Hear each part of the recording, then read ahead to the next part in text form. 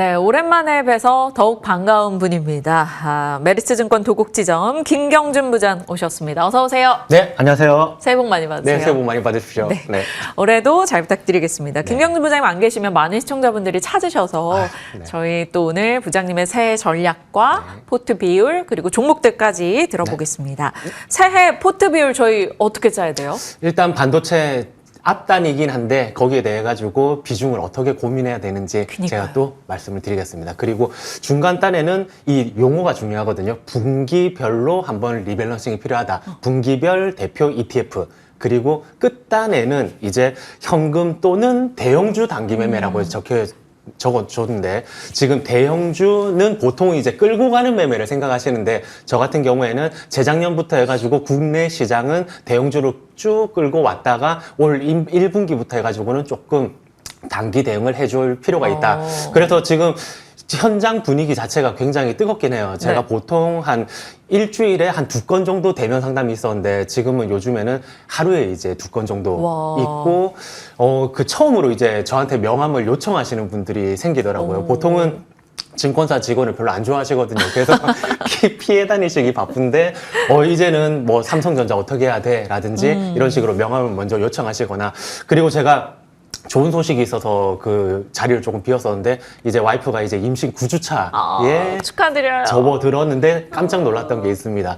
그 고령의 난임이라 가지고 그 정보 이제 단톡방이 있어요. 거기에서 보통은 몇 주 차에 조심해야 될 거라든지 섭취해주면 좋을 거를 막 서로 정보를 공유하는 방인데 거기에 삼성전자 안 사서 아쉽다. 삼성전자 어떻게 해야 되느냐 이런 주식 토론이 일어나고 있더라고요. 그래서 많이 정말 바뀌었구나 하는데 지금 현장에서의 상담 분위기는 그 예전에는 미국 뭐 어떻게 하고 국장 몇 대 몇 비율로 할까인데 지금은 아예 국장을 딱 핀셋으로 정해놓고 오시고 그 국내 주식을 하는 자금 자체가 은행의 예적금 두둑하게 있던 그 자금을 조금 일부 들고 오는 그런데 거기에 있어가지고 그 깜짝 놀랍게 고령층이신데도 불구하고 하시는 말씀이 지금 이제 시대가 좀 바뀌는 것 같다. 우리나라도 미국처럼 조금은 유의미하게 변화가 있는 것 같다라고 하시면서 요 표를 오히려 저한테 들고 오시더라고요. 그래서 한국의 금융자산 비중이 미국 대비 훨씬 낮다라고 하시면서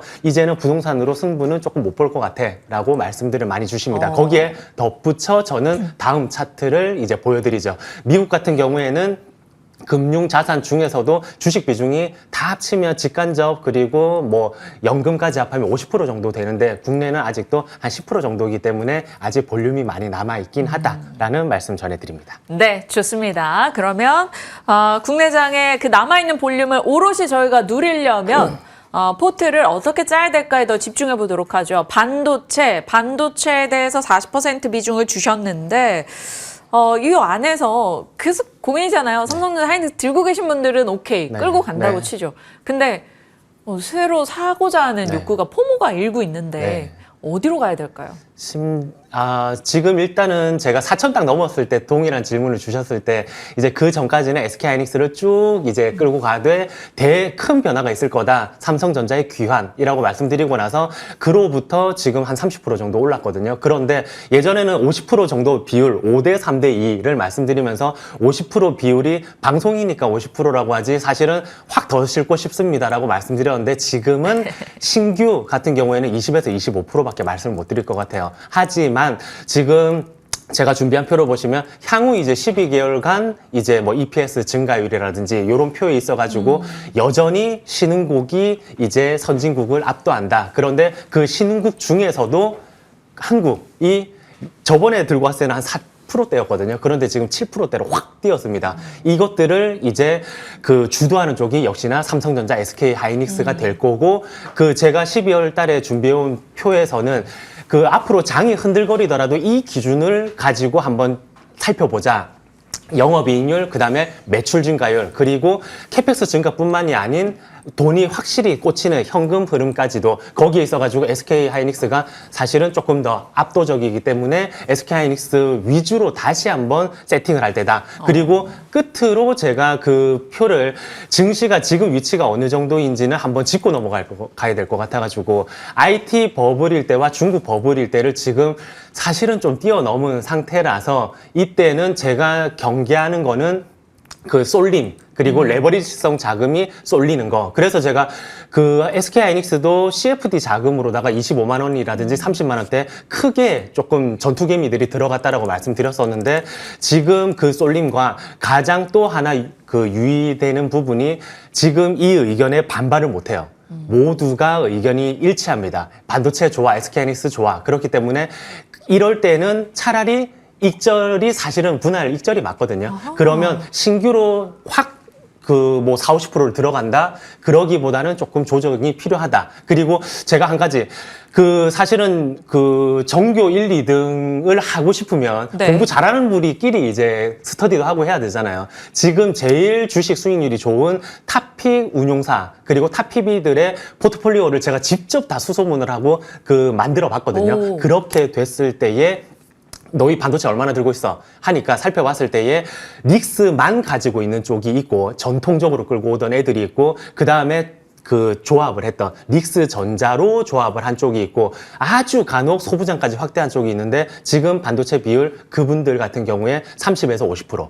지금 반도체를 예전부터 이 50%라고 하면 옛날부터 끌고 오던 쪽은 50%. 그리고 지금 늦게 이제 삼성전자까지 편입하면서 SK하이닉스가 너무 올라가니까 수익률을 못 쫓아가니까 그 어쩔 수 없이 울며 겨자식으로 이제 밀어넣었던 자금의 한 30%. 그렇기 때문에 지금 이 30, 50 허들을 그렇게 넘지는 않고 있거든요. 그렇기 때문에 개인분들도 지금 세팅하실 때는 제 생각에는 지금 너무 고점이기도 하고 하니까 20에서 25% 그리고 시장이 항상 폭락이 옵니다. 항상 폭락이 오고 전년도 같은 경우에도 SK하이닉스가 9% 정도 빠진 적이 4번이나 있거든요. 그리고 5, 6% 빠진 거는 정말 많아요. 그렇기 때문에 지금 당장 달려드시기보다는 한 20% 채워 넣었다가 시장이 폭락이 나와서 SK하이닉스 확 빠지고 전문가들이 거봐라 빠질 것 같지 할 때 오히려 사시면 좋을 것 같습니다. 네. 그렇다면 어느 정도 조정이 나올 때 매수하는 걸로 하도록 하고 익절에 대한 너무나 비중이 많다면 약간 익절도 고려를 좀 해볼 필요는 있을 것 같습니다. 반도체 외에 연말 연초 가장 강한 쪽 하면 우주 방산인 것 같아요. 네. 근데 이 스토리 일종의 공감 스토리 내러티브라고 하죠. 이 스토리는 계속 강화되고 있습니다. 트럼프 영향이겠죠. 그래서 스페이스X 일정도 있는 가운데 우주 방산의 의견 궁금합니다. 지금 우주가 제가 곁들여지기만 해도 뭔가 스치기만 해도 주가가 올라간다. 우주 데이터 센터 국방도 우주로 이제 믹스가 되면서 올라가는 부분이 있는데 확실히 지금 제가 한번 그 국방 예산 쪽에서 R&D 쪽이 어떻게 증가가 됐느냐를 보니까 이 우주 쪽이 공군 쪽, 이 우주 쪽이랑 만나면서 예산이 급증하고 있거든요. 그렇다는 거는 여전히 우주 쪽은 조금 지켜보셔야 되시고, 제가 그 뭐 HVM이라든지 뭐 스피어라든지 여러 종목들을 가지고 왔지만 지금부터 해가지고는 요 밑단에 있는 한화 시스템이라든지 하나 에어로스페이스, 한국 항공우주 요런 쪽이 더 차라리 낫다. 그런데 이 부분이 제가 9월 달에 그 세계 지식 포럼을 다녀온 뒤로 굉장히 우려스럽다라고 아예 대본을 들고 쫙 심각하게 읽어드린 적이 있거든요. 그때에 그 전 이제 미국 뭐 안보 차관이 나와가지고 직접 말을 했었는데 미국은 자국의 이제 이익이 우선이고 한국이나 대만이 어떤 상황에 처해져 있든 우리는 전혀 상관이 없다. 미국은 가혹한 강대국이다라고 말을 해가지고 굉장히 찝찝했었어요 그때. 그래서 이 방산주는 조금 들고 가야 되면서 방산주가 그 글로벌 MS를 차지하고 있는 게 여전히 아직도 우리나라가 수출 잘한다 해도 1.5%에서 2% 미만이거든요. 그렇기 때문에 뭐 싸기도 싸고 공급 납품도 잘할 뿐더러 사실 미국제하고 호환이 잘 돼가지고 우리나라 거를 조금 쓰기가 수월하기 때문에 여전히 이 국방 중심 그리고 그 우주까지 같이 엮여가지고 한번 보시는 게 굉장히 좋을 것 같습니다. 그리고 우주는 그 트럼프가 힘이 있을 때 가는 거거든요, 결국은. 네. 그래서 그 중간 선거 전후에 또 당연히 흔들거릴 수가 있고 그 끝으로 이제 많은 아이디어들이 그 트럼프가 중간 선거를 조금 우위에 점하게 하기 위해서는 인플레이션을 잡아야 된다. 뭐 금리 인하라든지 금융 완화라든지 이런 부분에 신경을 쓸 거다라고 하면서 지금의 증시에 대해서 굉장히 낙관하기도 하는데 딱 틀어보면 오히려 그 중간 선거가 끝나고 나서 되레 이제 인플레이션을 그냥 탁 놔버릴 수도 있거든요. 의도적으로나마 그렇게 됐을 경우에 사실 대만이라든지 중국이라든지 뭔가 지정학적 리스크까지도 의도적으로 불거질 수도 있기 때문에 방산 우주 쪽은 조금 엮어가지고 장기 플레이도 가능하다라는 말씀드립니다. 네. 말씀 주신 스토리 참고해 보겠습니다. 저희 프리마켓 시세 살짝 보고 추가적인 질문 드려보도록 할게요. 일단 삼성전자와 SK하이닉스 두 종목 모두 다 2% 이상으로 반등 줍니다. 뉴욕장에서 샌디스크 급등, 인텔 폭등 이런 종목들의 반도체 시세 영향일 거고요.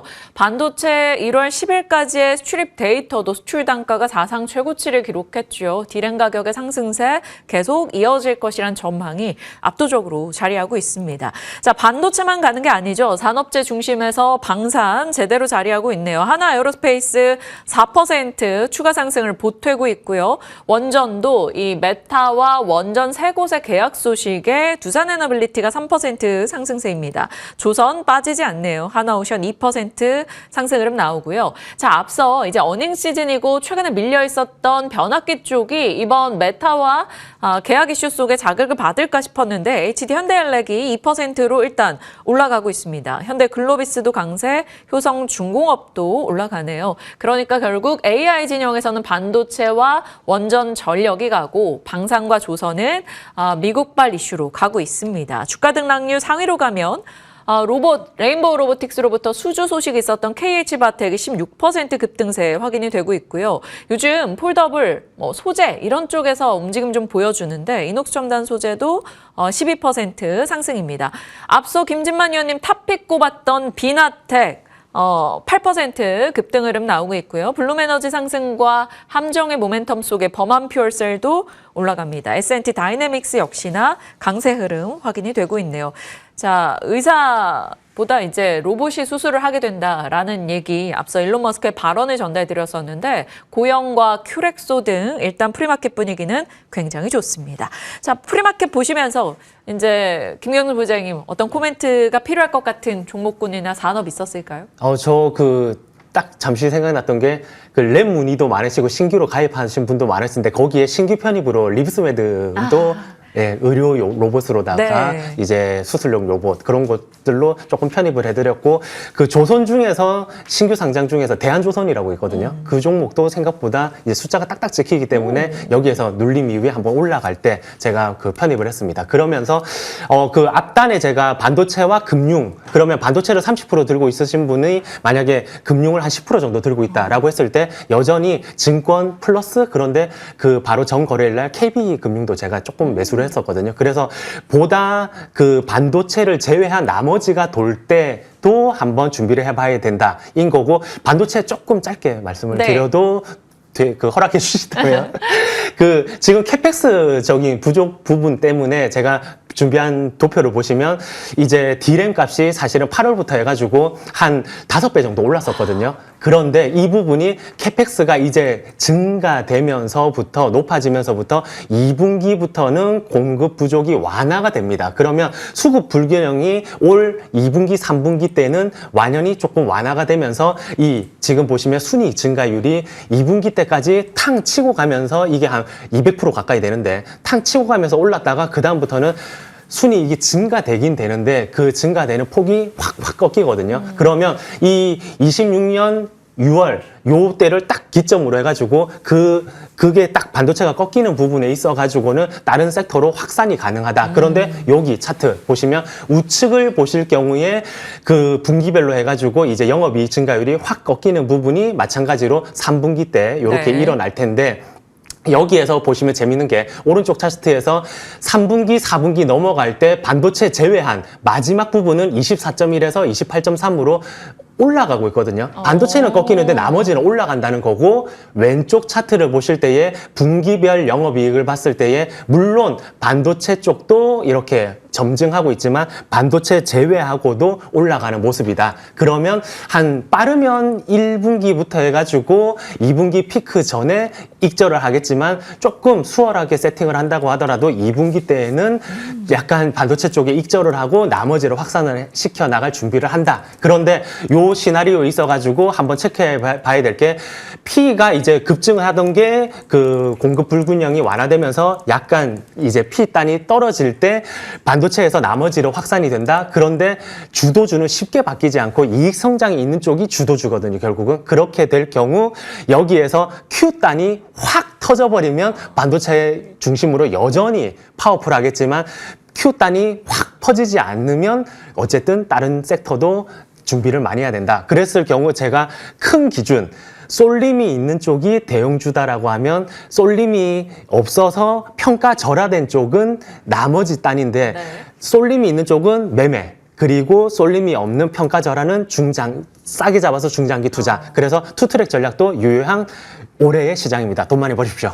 네. 쏠림이 있는 쪽에서는 매매, 그리고 지금 약간의 소외되어 있는 분야에서 하반기 온기 확산을 더 기대해 본다면 줍줍의 전략이 가능하다. 투트랙으로 저희 고민해 보도록 하겠습니다. 계속해서 김경준 부장님과 호흡하겠고요. 율촌화학 AS 얘기가 나오는데 저희가 시간이 그래서 다음 주에 꼭 한번 할애해 주시길 바랍니다. 오늘 김경준 부장님과 전략 챙겼습니다. 고맙습니다. 네, 감사합니다.